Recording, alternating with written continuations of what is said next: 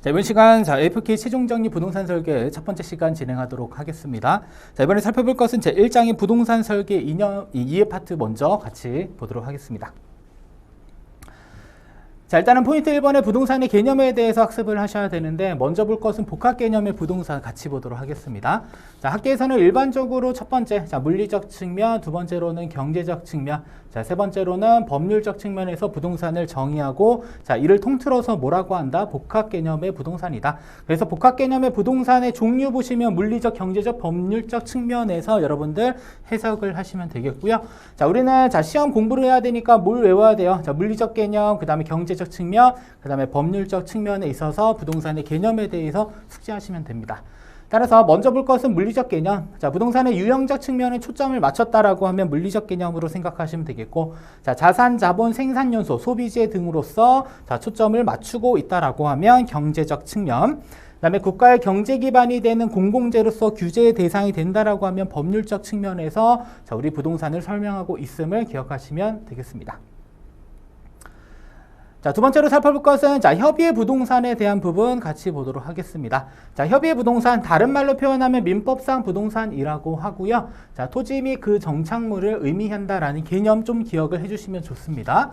자, 그러면 토지는 토지 소유권의 범위에 대한 부분 같이 보시면 되겠는데, 자, 토지의 소유권은 정당한 이익이 있는 범위 내에서 그 상하에 미친다. 그래서 지상과 지하로 미친다라고 보시면 되겠고, 자, 지표에 미친다라는 표현 나오면 틀린 문장이니까 정리해 주시면 되겠고요. 그다음에 토지의 소유권은 무한히 지하 또는 공중으로 미치는 것이 아니라 사회 통념 또는 용도에 따라서 그 범위가 결정된다라고 합니다. 그래서 예시가 하나 있습니다. 자, 지하수를 이용하는 권리, 토지 소유권에 포함되지만, 자, 지하에 매장된 광물 있죠? 광물은 소유권이 없음을 기억하시면 되겠습니다. 자, 그리고 정착물이라고 하는 것은 주택, 담장, 하수구, 수목 등 토지에 고정적으로 부착되어 용이하게 이동될 수 없는 것을 의미를 합니다. 자, 그러면 정착물은 토지에서 독립된 정착물과 그 다음에 토지에 부합된 정착물로 또 한 가지 구분을 할 수 있고요. 그 다음에 정착물의 가치는 토지의 가치 변동분에 같이 포함된다라는 개념을 좀 기억을 해주시면 되겠습니다. 자, 그러면 정착물에 있어서 독립된 정착물과 그 다음에 토지에 부합된 정착물에 대해서 조금 세부적으로 보도록 하겠습니다. 자, 일단은 토지와 독립된 정착물의 가장 큰 특징은 토지로부터 독립하여 거래가 가능하고 등기할 수 있는 별개의 부동산. 자, 이것은 토지와 독립된 정착물 생각하시면 되겠고요. 그 다음에 독립성 없는 정착물에 있어서는 토지와 분리되지 않아 특이하게 없다면 원칙적으로 토지에 포함돼서 거래되는 특징을 가지고 있는 것이 바로 독립성 없는 정착물로 생각하시면 되겠습니다. 그래서 토지와 독립된 정착물은 주택, 상가, 사무소 등의 건물 등이 있고요. 그다음에 독립성 없는 정착물의 종류로는 축대, 도로, 제방 등 공작물과 독립성이 없는 수목 등이 있다라는 점을 각각 정리해 주시면 좋겠습니다. 자, 다음 살펴볼 것은 광의의 부동산 개념에 대해서도 여러분들 숙지를 해주셔야 됩니다. 자, 일단은 협의의 부동산은 토지와 그 정착물을 의미한다라고 했고, 여기에 준의제 부동산이 포함하게 되면 이때는 광의의 부동산의 개념이 됩니다. 자, 그러면 준부동산이라고 하는 것은 무엇인지 종류를 여러분들 암기해 주실 필요가 있겠습니다. 자, 일단은 개념상 부동산이 아닌 동산이나 부동산과 같은 등기, 등록 등 공시제도를 갖췄다. 그래서 등기, 등록을 통해서 소유권을 인정받을 수 있다. 이렇게 보시면 되겠고요. 자, 종류를 보시면 자동차, 중기, 항공기. 자, 선박의 경우는 20톤 이상, 공장, 자영업재단, 광업권, 어업권, 임목 등이 준부동산에 해당이 되겠습니다. 그리고 한 가지 주의할 사실은 영업권과 특허권은 의제 부동산이 아님을 여러분들 반드시 좀 기억을 해주실 필요가 있겠습니다. 자, 다음 포인트 2번 넘어가서 부동산의 분류 중에 첫 번째 토지의 분류 관련돼서 살펴보도록 하겠습니다. 자, 일단은 토지의 분류에 있어서 일단 중요한 것은 지목의 종류 전체 28가지에 대해서 여러분들이 숙지를 하셔야 되겠고요. 자, 여기서는 중요한 부분들만 같이 살펴보도록 하겠고, 자, 일단은 토지의 분류에서 첫 번째로는 지목에 따른 분류 먼저 내용 보도록 하겠습니다. 자, 일단은 개별 필지마다 하나의 지목이 설정되어져 있음 기억해 주시면 좋겠고요. 그 다음에 한 개의 필지가 둘 이상의 용도로 활용될 때에는 주된 용도에 따라서 지목을 설정한다라는 사실. 그리고 일시적인 용도로 사용되는 때에는 자, 지목 변경을 하지 않는다라는 특징 기억하시면 되겠습니다. 자, 그러면 지목의 종류 중에 첫 번째 전과 관련된 부분 보시면요.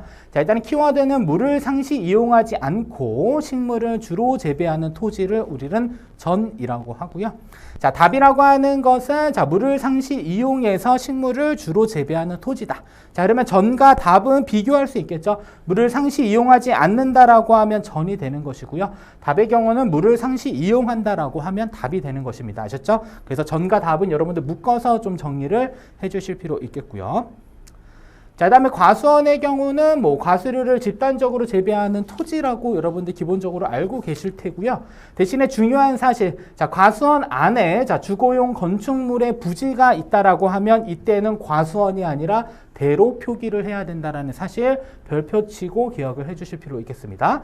자, 그리고 자, 목장 용지도 마찬가지로 자, 초지를 도성한 토지라고 여러분들 기억을 해주시면 좋겠고, 대신에 목장 용지 안에 주거용 건축물이 있다라고 하면 그 부지는 뭐로 보겠다? 대로 보겠다. 아셨죠? 그래서 과수원과 목장 용지가 동일한 내용으로 설명하고 있으니까 일단 묶어서 기억해 주시면 되겠고요.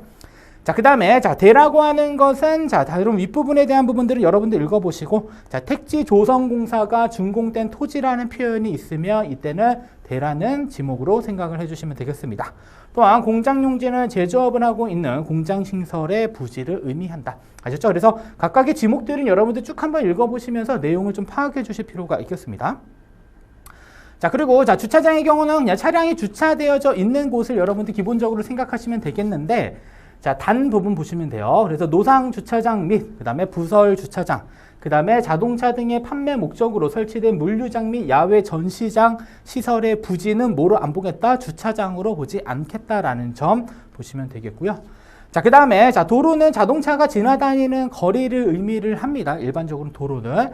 자, 대신에 고속도로 안에 휴게소의 부지는 도로로 보는데, 자, 도로로 안 보는 게 있어요. 자, 아파트 또는 공장 등 단일 용도의 일정한 단지 안에 설치된 통로에 있어서는 도로로 보지 않는다라는, 아셨죠? 그래서 각각 지목들의 기본적인 개념들은 잘 살펴보시고요. 자, 추가적으로 반대되는 개념들 등장하잖아요. 그죠? 그 부분에 대해서 여러분들 잘 학습을 해주실 필요가 있습니다. 자, 그리고 자, 하천에 있어서는 자연의 유수가 있거나 있을 것으로 예상되는 토지. 자, 일단 키워드는 자연의 유수 이렇게 보시면 하천이다라고 보시면 되겠고요. 그 다음에 국어의 경우는 용수 또는 배수를 위해서 일정한 형태를 갖춘 인공적인 수로 및 둑이다라고 보시면 돼요. 그래서 인공적인 수로 이런 표현 나오면 여러분들 국어 생각하시면 되겠고요. 그 다음에 물이 고이거나 상시적으로 물을 저장하고 있다라고 하면 이때는 유지로 여러분들 생각해 주시면 되겠습니다. 그래서 하천, 국어, 유지는 각각 키워드 중심. 자연의 유수는 하천, 그 다음에 국어의 경우는 인공적인 수로, 그 다음에 유지의 경우는 물이 상시적으로 저장하고 있다. 이런 표현들 나오면요. 각각의 지목들 여러분들 정리해 주시면 되겠습니다. 자, 다음은 자, 묘지의 경우도 자, 일반적으로 묘지 잘 알고 계시잖아요. 근데 묘지에서 중요한 사실은 다만 자, 묘지의 관리를 위한 건축물의 부지는 대로 표기한다라는 사실 아셨죠? 이 특징들까지 해서 여러 가지 지목들에 대해서 살펴봤습니다. 그래서 지목과 관련된 부분들은 교재를 통해서 여러분들 충분히 한번 읽어보시면 내용 파악하는 데 어려움 없고, 그 다음에 기본적인 개념 이외에 다른 특징들이 있다라고 하면 그 부분만 중점적으로 정리를 해주시면 되겠습니다. 자, 다음은 양가로 2번에 가서 자, 이번에는 자, 건물의 분류 같이 보도록 하겠습니다. 자, 건물의 분류는 크게 단독주택과 공동주택으로 나눠지고요. 자, 단독주택은 다중주택과 다가구주택으로 분류할 수 있고, 그 다음에 공동주택의 경우는 아파트 연립 다세대, 그 다음에 기숙사로 나눠져 있습니다. 자, 그러면 여기서 중요한 부분들이 무엇인지 같이 보도록 하겠습니다. 자, 일단은 단독주택을 구분하는 것은 다중과 다가구 주택인데, 자, 일단은 다중주택의 특징. 자, 연면적은 330제곱미터 이하여야 되고요. 자, 3층 이하일 경우에는 다중주택으로 봅니다. 아셨죠? 그래서 학생 또는 직장인등 여러 사람이 장기간 거주할 수 있는 구조로 되어져 있는 것을 다중주택이라고 하는데, 연면적은 330제곱미터 이하, 층수는 3층 이하여야 된다라는 특징을 잘 기억을 해주시면 되겠습니다. 그래서 가장 중요한 부분이 연면적, 그 다음에 몇 층인지 이 부분을 중점적으로 보시면 되겠고, 자, 두 번째로는 다가구 주택입니다. 자, 바닥 면적이 660제곱미터 이하여야 되고요. 자, 3층을 초과하지 말아야 됩니다. 아셨죠? 3층 이하. 자, 그러면 자, 단독주택에는 다중과 다가구가 있는데, 자, 일단은 동일한 점, 일단은 층수의 개념을 같이 한번 보면 3층 이하다라는